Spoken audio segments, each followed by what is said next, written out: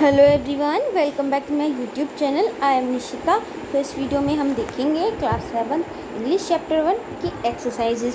जो last video थे उस वीडियो में मैंने आपको इसी चैप्टर की एक्सप्लेनेशन करवाई थी। तो जो एक्सप्लेनेशन वीडियो है उसकी लिंक मैं आपको डिस्क्रिप्शन में दे दूँगी। उसके साथ साथ एक नाउन का कंसेप्ट हमने क्लियर किया था, जो लास्ट वाली एक्सप्लेनेशन है उसमें थोड़ा सा पार्ट आया था, वो भी लिंक दे दूँगी। और जो आपकी दूसरी बुक है एलियन एंड सप्लीमेंट्री, उसकी भी लिंक आपको वहीं मिल जाएगी डिस्क्रिप्शन में, वहाँ से चेक कर लीजिए उसके चैप्टर 1 की। तो चलिए स्टार्ट करते हैं। बेसिकली आज हम इस वीडियो में क्या देखेंगे, इस वीडियो में देखेंगे इस चैप्टर की होल एक्सरसाइजेस, पूरी एक्सरसाइजेस देखेंगे। जो भी इसमें क्वेश्चंस हैं सारे क्लियर करवाऊँगी। और मैंने ना थोड़े छोटे आंसर करे हैं। मैं ज़्यादातर हमेशा सच्ची मुच्ची कह रही हूँ आपके लिए, थोड़े शॉर्ट आंसर करके लाती हूँ। तो इसमें भी है पर कुछ नहीं हो पाया, उनके लिए वेरी सॉरी। हाँ तो चलिए स्टार्ट करते हैं। हाँ तो वर्किंग विद टेक्स्ट मतलब ये लिखने के हिसाब से इसमें आपको लिखना होता है। Answer the following question. पहला है इफ कुछ क्वेश्चन दिए उन्हें आंसर करो। Why did the king advise to go to magicians. King को हमने मजिशियंस के पास जाने के लिए एडवाइस क्यों किया था। हमने कह रही हूँ वो जो वहाँ के लोग थे उन्होंने किंग को मजिशियन के पास जाने के लिए एडवाइस क्यों करा था। जैसे हमने स्टोरी में पढ़ा तो आपको पता होगा। Some of the wise men thought that in order to decide right time for doing something, one must look into the future and only magicians are able to do that. So they advised the king to go to the magicians. मतलब जो कुछ wise man थे ना उन्होंने कहा कि जो right time है डिसाइड करने के लिए हमें जो फ्यूचर में देखेगा, मतलब राइट टाइम को डिसाइड करने के लिए फ्यूचर में देखना तो पड़ेगा, और जो फ्यूचर में देखेगा वो सिर्फ मजिशियन कर सकता है। तो उन्होंने क्या कहा कि आप मजिशियन के पास चले जाओ राजा जी, आप मजिशियन के पास चले जाओ तो आपको वो बता देगा, है ना। तो उन्होंने ये कहा। स्क्रीनशॉट ले लीजिए अगर आपको लेना है, आगे भी मैं नीचे में दिखा दूँगी सबके आंसर्स स्क्रीनशॉट के लिए। अब है सेकंड क्वेश्चन। सेकंड क्वेश्चन क्या है, in answer to the second question whose advice did the people say would be important to the king. किसकी एडवाइस, सेकंड क्वेश्चन में आप पीपल ने क्या एडवाइस दी, क्या एडवाइस दी थी, क्यों, और क्वेश्चन क्या था कि पीपल कौन से इंपॉर्टेंट है। तो जो पीपल कौन से इंपॉर्टेंट है हमारी लाइफ में, जब वो किंग ने वो पूछा तो उसके लिए एडवाइस क्या दी थी। किसी किसी ने क्या बताया, किसी किसी ने बताया जैसे काउंसलर की एडवाइस लेनी चाहिए, मतलब काउंसलर को सुनना चाहिए, प्राइस्ट की एडवाइस लेनी चाहिए, डॉक्टर की एडवाइस लेनी चाहिए, सोल्जर की। काउंसलर क्या बताया था मैंने, काउंसलर काउंसिल के मेंबर को कहते हैं। और काउंसिल क्या होता है, काउंसिल होता है एक ग्रुप जिसमें लोग रहते हैं, लोगों का ग्रुप होता है, उनको कोई रूल बनाने के लिए, मतलब मेकिंग रूल्स बनाने के लिए और एडवाइस देने के लिए चूज़ किया जाता है। किसके लिए, एडवाइस देने के लिए और रूल्स बनाने के लिए उन्हें चूज़ किया जाता है। तो वो उसको हम कह देते हैं काउंसिल, और जो उसका मेंबर होता है उसे काउंसिलर कह देते हैं। तो क्या था सेकंड क्वेश्चन में, तो काउंसिलर था, प्राइस था, डॉक्टर था, सोल्जर था। देखिए कितना ईजी है आंसर। आप सारा आप यहाँ से लिख लेना इंटर। अब यहाँ से आपको लिखना है सम पीपल सजेस्टेड से, क्या इतना आंसर में से हो जाएगा। फिर आपको क्या क्या याद रखना है, काउंसिल, ये 4 वर्ड्स नेम याद रखने हैं। अगला है हमारा थर्ड क्वेश्चन है, what suggestions were made in the answer to this third question. तो थर्ड क्वेश्चन था उसके आंसर में क्या सजेशन बनी, मतलब उन्होंने क्या सजेशन दी, क्या सजेस्ट किया। तो तीसरा क्वेश्चन है उनमें उसे सजेस्ट किया, एडवाइस करा साइंस के बारे में, अब फाइटिंग चूज़ करने के बारे में। किसी ने कहा आप रिलीजियस वर्शिप में ध्यान दो, और ये बेस्ट अफेयर्स करने को कहे। मतलब उन्होंने क्या कहा, और क्वेश्चन था कि उसके लिए बेस्ट अफेयर कौन सा है, उसे चीज़ कौन सी बेस्ट करनी चाहिए। तो क्या क्या थी वो हमें यहाँ पे देखो बता रखी है।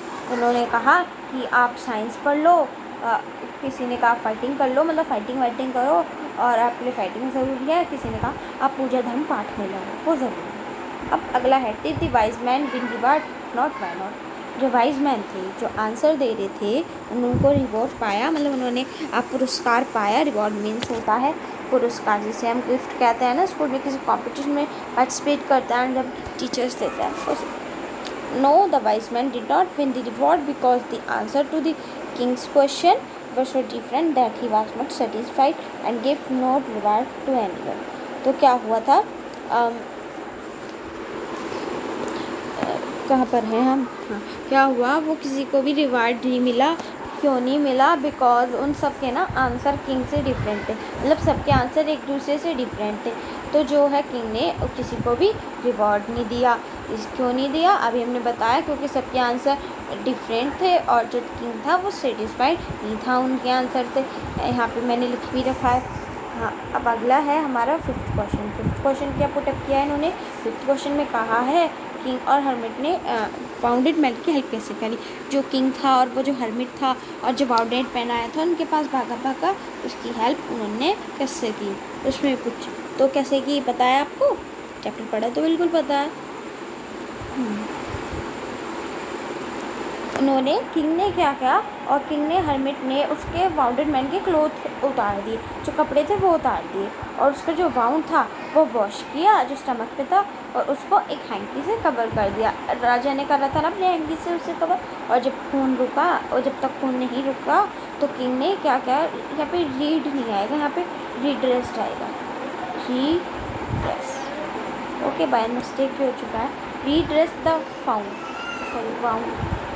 रीड्रेस द वाउंड, तो उन्होंने वाउंड को रीड्रेस किया। ओके, अगला हमारा क्वेश्चन है who was the beard man. तो बियर्ड मैन कौन था? बियर्ड मैन था एनिमी। क्या था? किंग का एनिमी था। वो क्या लेना चाहता था? वो उससे रिवेंज लेना चाहता था। इट मीन्स बदला लेना चाहता था। किसका? अपनी भाई की डेथ का। उसके भाई की डेथ हो गई थी, अब वो अपने भाई की डेथ का बदला लेना चाहता था किंग को मार के और उसकी सारी प्रॉपर्टी हड़प के, उसकी सारी प्रॉपर्टी लेके। अब सिक्स्थ में सेकंड पार्ट है, why did he ask for the king for forgiveness. तो उसने किंग से माफ़ी के लिए क्यों कहा? उसने माफ़ी मांगी थी ना उससे, क्यों कहा? अब तो यहाँ पे beard man, old man, sorry, तो वो जो बियर्ड मैन था उसने फॉरगिव क्यों कहा? उसने ये इसलिए माफ़ी मांगी किंग से, अरे ये तो क्योंकि अब क्योंकि उसने ना वो राजा को मारना चाहता था और किंग ने ही उसकी लाइफ सेव कर दी, तो वो किंग को बहुत ग्रेटफुल था। इट मीन्स क्या हुआ था, वो तो मारना चाहता था राजा को, बट क्या करा, राजा ने उसकी खुद की लाइफ सेव कर दी, तो वो उसके लिए बहुत ग्रेटफुल था। अब ये क्वेश्चन भी होता है आपका कंप्लीट। अगला है the king forgive the beard man, what did he show to his forgiveness. King ने ना उसको, अब पहले तो उसने माफ़ी मांग ली, बियर्ड मैन माफ़ी मांग ली, अब उसने उसे माफ़ कैसे कर दिया? अब हमें ये बताना है उसने क्या करा जो उसे माफ़ कर दिया। उसने उसे माफ़ नहीं किया, बट क्या करा, उसे प्रॉमिस भी करा कि वो अपने डॉक्टर को भेजेगा उसे देखने के लिए, उसकी सारी प्रॉपर्टी उसे दे देगा जो उसने ली होगी। अब है what were the answers to the three questions, right? Each answer separately, which are do you like the most and why? तो जो 3 क्वेश्चन थे उसके हर्मिट ने आंसर क्या दिए थे, और आप तीनों क्वेश्चन को सेपरेटली लिखो और बताओ आपको कौन सा ज़्यादा अच्छा लगा। हर्मिट के आंसर क्या थे उनके 3 क्वेश्चन के लिए? पहला क्वेश्चन क्या था हमारा कि हमारा राइट टाइम क्या है किसी वर्क को करने का? तो क्या है, the right time to do something is now because it is only the time when we can act. तो सबसे अच्छा टाइम क्या है हमें एक्ट करने के लिए? सबसे अच्छा टाइम है नाउ, मतलब अभी का समय जो है हमारा, अभी का समय जो है, जो हमारा प्रेजेंट है, जो अभी चल रहा है, अभी मैं आपसे बातें कर रही हूँ, अभी आप पढ़ रही हूँ, वो टाइम सबसे इम्पॉर्टेंट है जब भी हम कुछ एक्ट कर सकते हैं। मतलब फ्यूचर में नहीं हम कर पाएंगे, मतलब पहले सोच के रखा है कि ये करेंगे, लेकिन एग्जैक्ट नहीं हो सकता, हम पास्ट में नहीं कर सकते, पास्ट चला गया। सेकंड क्वेश्चन क्या था कि आपको आपके इम्पॉर्टेंट पर्सन क्या है? तो क्या था, उन्होंने कहा आपका इम्पॉर्टेंट पर्सन है, आप अगर पर्टिकुलर मूवमेंट पे जिसकी भी आपको हेल्प करें वो आपका इम्पॉर्टेंट पर्सन है, क्योंकि आप नहीं जानते कि आगे क्या होने वाला है, आगे हम किसकी हेल्प करेंगे। तो जो आपके पर्टिकुलर मूवमेंट पे जो भी आपको पसंद होता है, जो भी नीडी है, मतलब जिसको भी हेल्प चाहिए उसे हमें हेल्प करनी चाहिए, ठीक है, वो ही हमारा इम्पॉर्टेंट पर्सन होता है। अगला है कि इम्पॉर्टेंट थिंग क्या है जो हमें करनी चाहिए। तो सबसे इम्पॉर्टेंट थिंग है कि हमें गुड रहना चाहिए, मतलब गुड पर्सन रहना चाहिए, क्योंकि हम अर्थ पे हैं, इसलिए सिर्फ गुड रहने के लिए, मतलब हमें अच्छा बनना है, मॉरली बनना है, ताकि हम सबकी हेल्प कर सकें। अब है वर्किंग विद द लैंग्वेज का पार्ट, इसमें ग्रामेटिकल पार्ट आएगा आपका। तो क्या करना है, मैचिंग है सिंपल, कितनी ईजी है, आपको मैचिंग करनी है। फेंटेड का मतलब जैसे लोस्ट कॉन्शियस, मतलब जैसे बेहोश हो जाते हैं ना, जैसे बेहोश हो गया, अपना आपा खो देना, तो ऐसे ही।